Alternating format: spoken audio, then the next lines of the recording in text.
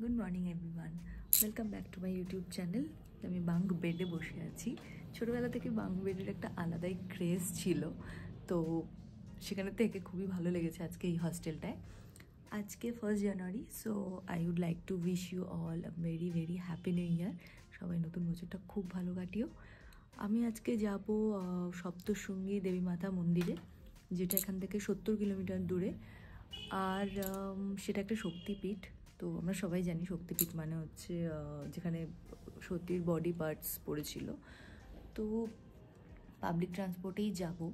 এখানে ট্রান্সপোর্টের অ্যাভেলেবিলিটি খুবই ভালো, মানে গভর্নমেন্ট বাসেস প্রচণ্ড অ্যাভেলেবেল অ্যান্ড সমস্ত ডেস্টিনেশনেই তোমাকে নিয়ে যাবে।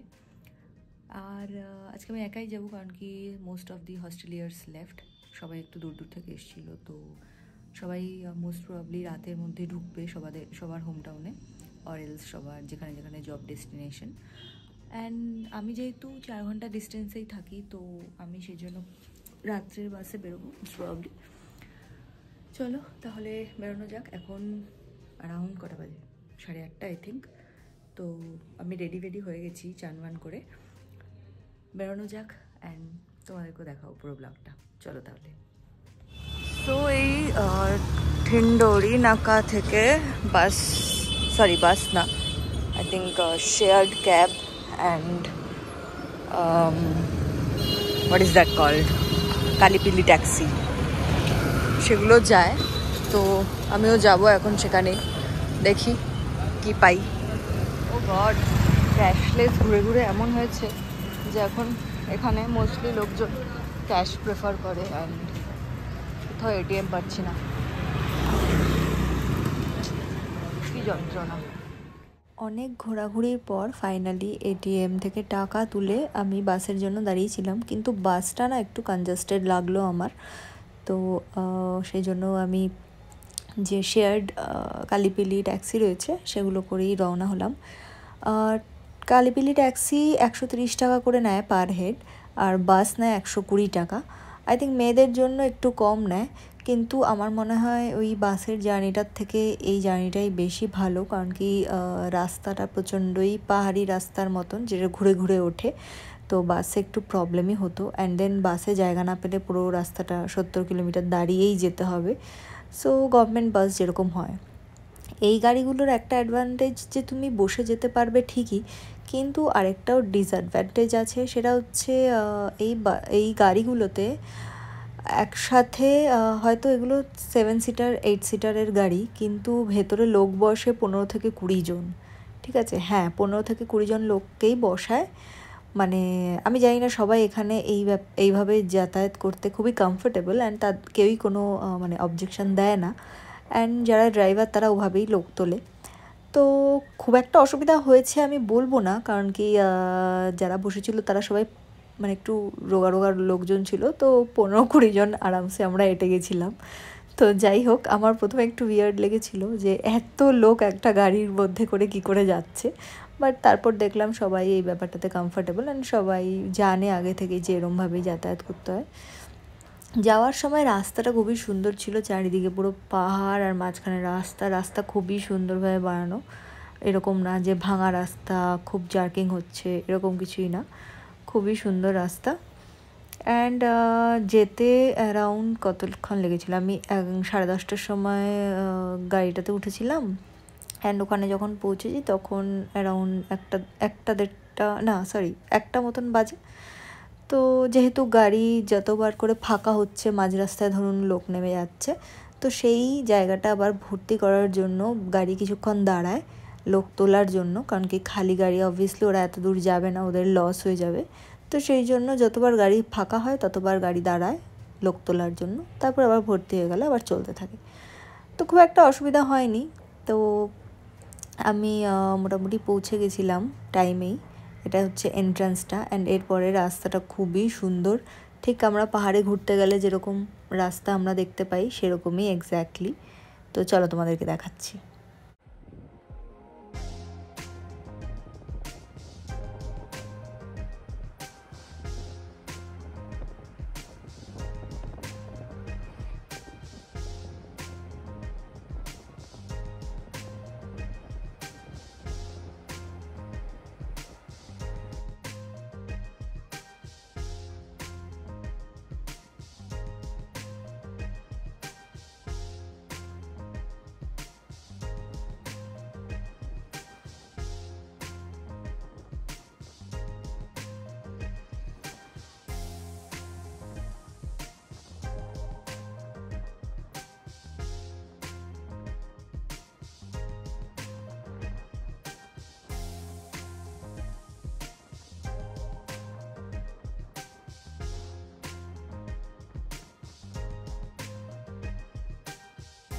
এই দেখো একবার তোমরা জাস্ট গাড়ির ভেতরটা 20 জন বসে আছে। So nice. এটা ইন্ডিয়ার ফার্স্ট ফানিকুলার রোপওয়ে, এই নামছে। ভীষণ সুন্দর জায়গাটা, ভিউটাও খুব সুন্দর হবে ওপর থেকে। এবার বাকিটা আমি উপরে গিয়ে দেখবো। আমার কাছে খুবই কম টাইম, জলদি জলদি আমাকে করতে হবে কভার আপ। প্রচুর পুরো মার্কেট আছে পুজো দেওয়ার জন্য, বাট আমি পুজো দিচ্ছি না। সো আমি জাস্ট এসছি দেখতে, আমার তো টাইম নেই অ্যাকচুয়ালি। অনেক দেরি হয়ে গেছে, গাড়িটা এত দেরি করলো গড। একটা গাড়ির মধ্যে অলমোস্ট 20 জন 15 জন করে ভরছে। এনিওয়ে চলো আমরা যাচ্ছি রোপওয়ের দিকে।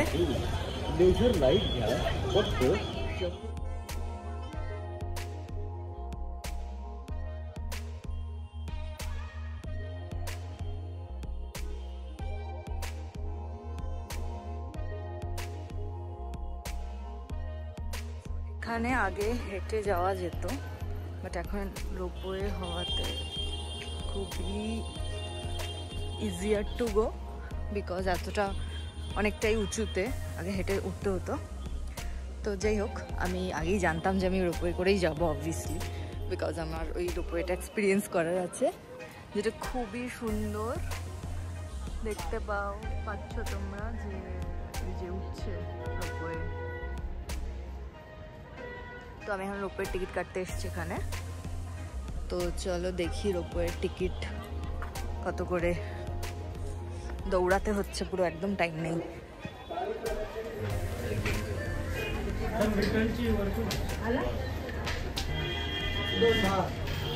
রোপওয়ের টিকিট তো নিয়ে নিয়েছি, এবার এখান দিয়ে এন্টার করতে হবে রোপওয়ের জন্য। 110 টাকা করে টিকিট নিল।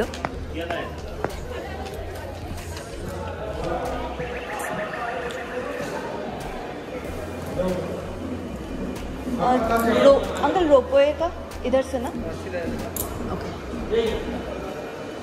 আচ্ছা, এখানে একটা ছোটোখাটো শপিং মল টাইপের রয়েছে, যেখানে সব পুজোর জিনিসপত্রই মোস্টলি পাওয়া যাচ্ছে।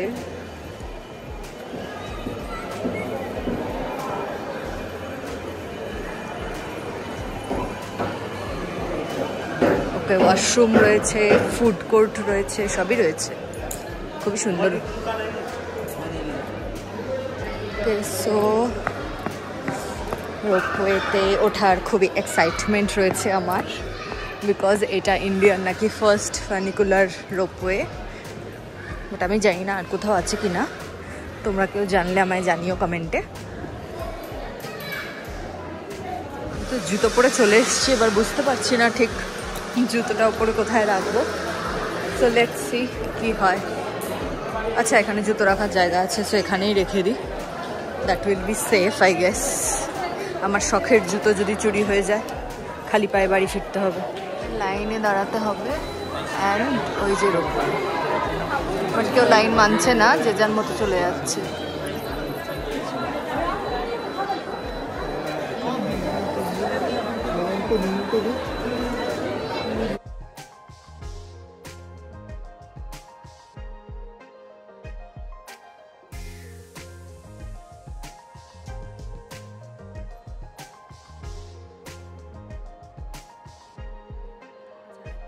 ষাট জন আটে।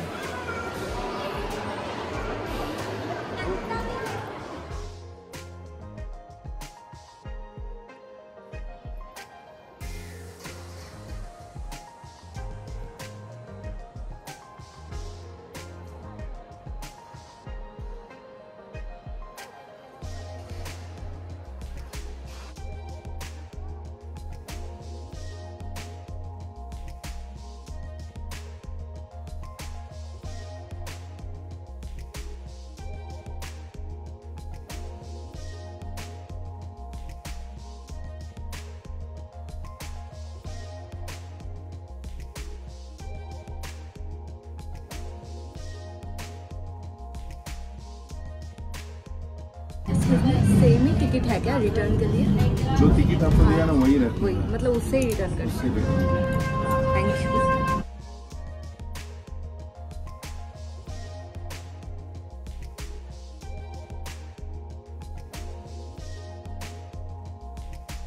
আচ্ছা, আগে কেবল কার ছিল, এখন বন্ধ করে দিয়েছে, এখন এটা চালু করেছে।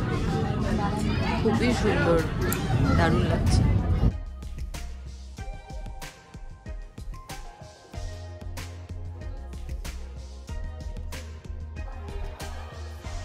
এই হচ্ছে অবস্থা রোপওয়ে থেকে নামার পর লাইন। যেহেতু 1 জানুয়ারি সেহেতু প্রচুর লোক এসছে। আর এই জায়গাটা হচ্ছে সেই জায়গাটা যেখানে মা দুর্গা যখন অসুর মহিষাসুরকে মারার জন্য যে দেবী রূপ ধারণ করেছিলেন সেটা এখানে। অ্যান্ড তারপরে এসে উনি এখানে রেস্ট নিয়েছিলেন। এটা 7টা পর্বতের মাঝখানে যেহেতু মন্দিরটা, সেই জন্য সপ্তশৃঙ্গী বলা হয়। এছাড়াও এই জায়গাটায় আরেকটা কারণের জন্য বিখ্যাত, সেটা হচ্ছে এখানে যখন সতীর বডি পার্টস পড়ছিল তখন এখানে সতীর আই থিঙ্ক রাইট আর্মস পড়েছিল, তো সেই জন্য এটা ওয়ান অফ শক্তিপীঠ অ্যামাং 51। তো হ্যাঁ, তো এই জায়গাটা দুটো কারণের জন্যই ফেমাস। আর সেদিনকে মারাত্মক ভিড় ছিল। তো যাই হোক, আমি ভিড়ের মধ্যেই ঢুকে পড়েছিলাম। একা থাকাতে একটা সুবিধা এটা হয় যে এইসব ভিড়ের মধ্যে খুব একটা সমস্যা হয় না, কারণ কি নিজের মতোই নিজে চলতে থাকো, পেছনে কেউ হারিয়ে যাওয়ার কোনো চান্স নেই, কাউকে খুঁজতে হচ্ছে না। তো যাই হোক, অনেকটাই টাইম লেগেছিল যেহেতু প্রচণ্ড ভিড় ছিল, তোমরা দেখতেই পাচ্ছ।